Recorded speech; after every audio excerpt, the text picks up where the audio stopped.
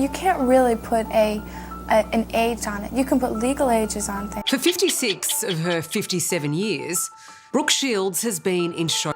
Truly my own control. From teen beauty icon to a victim of fame's darker side, Brooke Shields' life is a story filled with haunting shadows no one expected.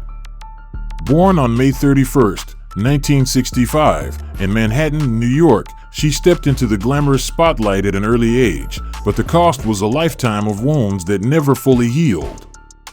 Under pressure from her mother, Terry Shields, and photographer Gary Gross, young Brooke was pushed into controversial projects long before she could understand their implications. That's where the tragedy began. Deep psychological trauma and a failed marriage to tennis legend Andre Agassi left lasting scars, trapping her in the ghosts of her past. But what really happened behind the flashing cameras?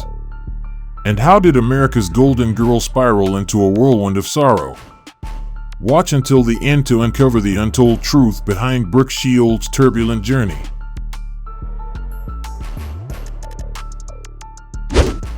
From the moment she was born, Brooke Shields' life was a storm of chaos and control. Her father, Francis Shields, was a wealthy but irresponsible man, while her mother, Terry Shields, was consumed by alcohol and fantasies of fame. Before Brooke ever took her first breath, her fate was sealed by a chilling decision. When Terry announced her pregnancy, Francis offered her a large sum of money to have an abortion. But Terry refused. Brooke was born, and with her arrival, the family spiraled into disorder. At just 5 months old, her parents separated, and from that point on, Terry saw her daughter as her one shot at a better life. By the time Brooke was only 5 days old, Terry had already begun crafting her path to stardom. Her childhood was anything but normal. Instead of playdates and carefree afternoons, Brooke endured a grueling schedule filled with piano lessons, ballet, horseback riding, and endless hours of acting practice.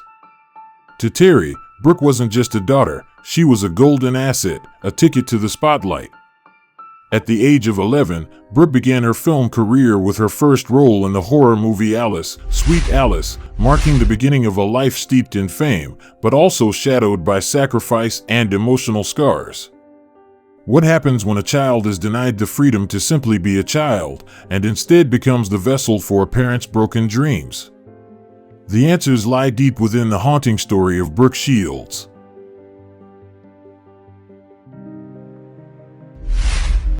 In 1976, Brooke Shields began her acting career when she starred in a film in which she played a child who was murdered in a religious ceremony.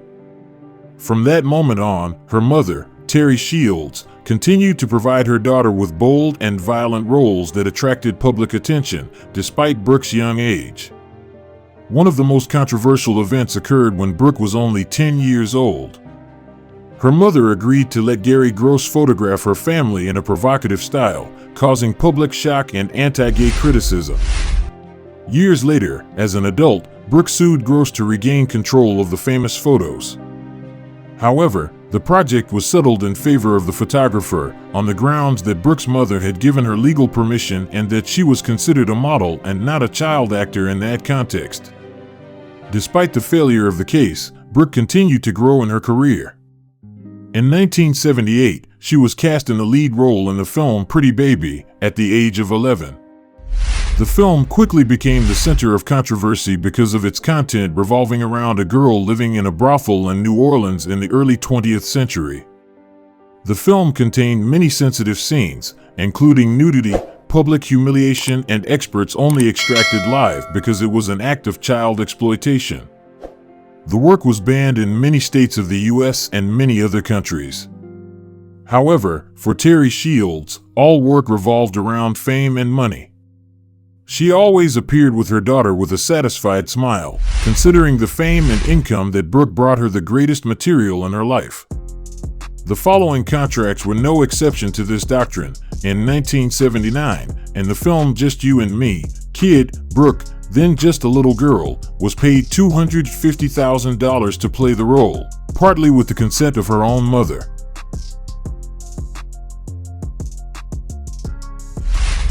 While most children were growing up with school books and playground games, Brooke Shields was signing contracts that even seasoned actors would envy. From a young age, she stood under the spotlight, not just as a rising talent, but as a symbol of controversy, ambition, and the often painful cost of early fame. Despite her youth, Brooke quickly rose to stardom. By the time she was 16, she had become one of the most recognizable faces in America, not only for her beauty and talent, but for the wave of public attention and scandal that followed her every step. Time magazine once reported that she was earning $10,000 a day from modeling alone, an astronomical figure at the time.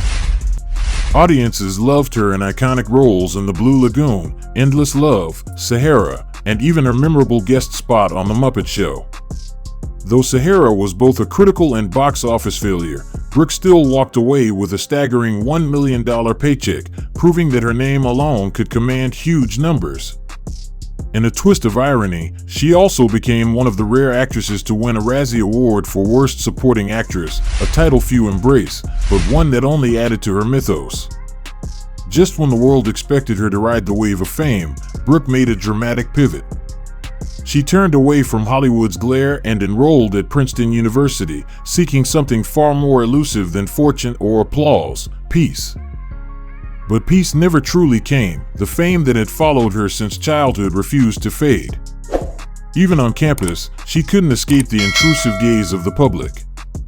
The paparazzi continued their relentless pursuit, and in one horrifying incident, Brooke discovered that a photographer had paid another student to secretly photograph her while she was showering. Her most intimate moments were no longer hers, they were a commodity. Brooke Shields' story is a powerful and unsettling example of the true cost of growing up famous. When the spotlight is cast so early, it doesn't just illuminate, it invades, consumes, and sometimes scars. Her life reminds us that behind every image of youthful glamour lies a far more complex and often painful reality.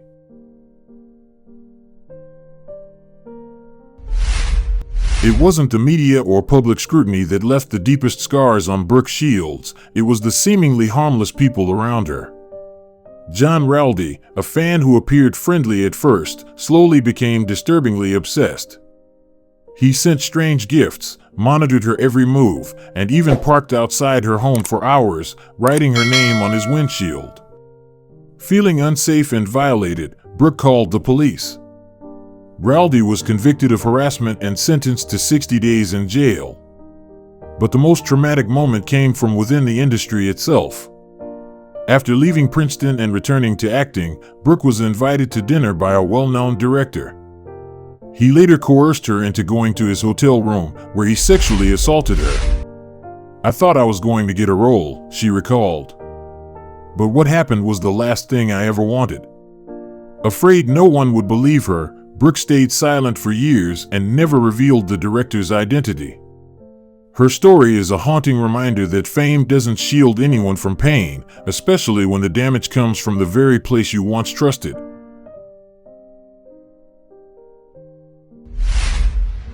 There are moments in life when you feel like you've left your body entirely.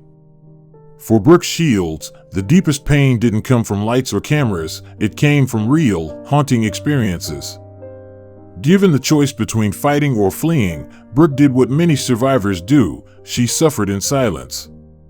One of the most surprising revelations in her life came when she publicly named the man who took her virginity, Dean Cain, the actor best known for playing Superman.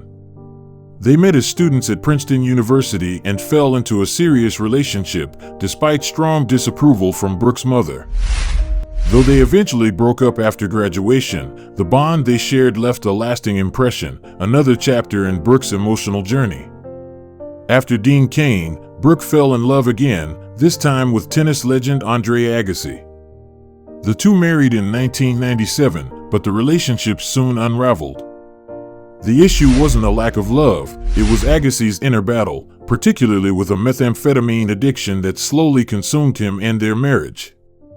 A turning point came during what seemed like a harmless career moment. Brooke guest starred on the hit TV show Friends, where she had a brief on-screen kiss with Matt LeBlanc.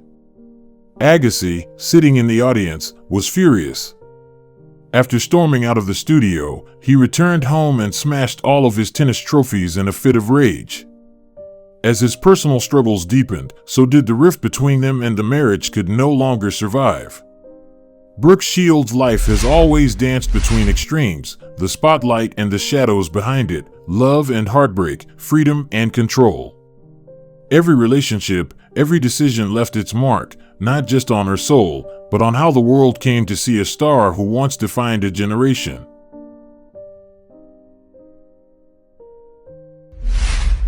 Love once led Brooke Shields into the arms of tennis legend Andre Agassi, but it also dragged her into a storm of emotional turmoil and silent suffering.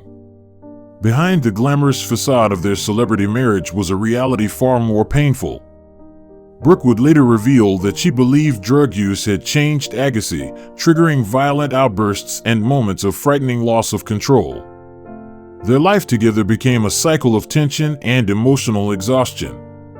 The stress of Agassi's addiction slowly chipped away at their bond, leaving Brooke mentally and emotionally drained. After 2 long years, she made the painful but necessary decision to walk away. In 1999, she filed for divorce, closing the chapter on a relationship that had taken so much from her. And yet, amid the chaos, there was one thing she would always credit him for. Agassi, she admitted, helped her break free from the toxic grip of her alcoholic mother. I wasn't strong enough to separate myself from her. I kept going back, Brooke confessed. But it was Agassi who helped her see that she had to stand up for herself and end the vicious cycle that had haunted her since childhood. That realization marked a powerful turning point, one that made her stronger and more decisive in the years ahead. When that painful marriage ended, fate sent someone new into her life, Chris Henchy. Their love story began in the most unexpected way. While filming the sitcom Suddenly Susan, Brooke's beloved dog went missing. Chris was the one who found it and brought it back. That small act of kindness sparked a connection that blossomed into love. The two married in 2001. For a moment, it seemed Brooke had finally found peace. But another battle lay ahead, and it would become the most heartbreaking yet. As she began her journey to motherhood, Brooke faced one of the greatest sorrows of her life, infertility. Months of hope, waiting, and disappointment plunged her into a new kind of darkness, one where the joy of becoming a mother felt forever out of reach.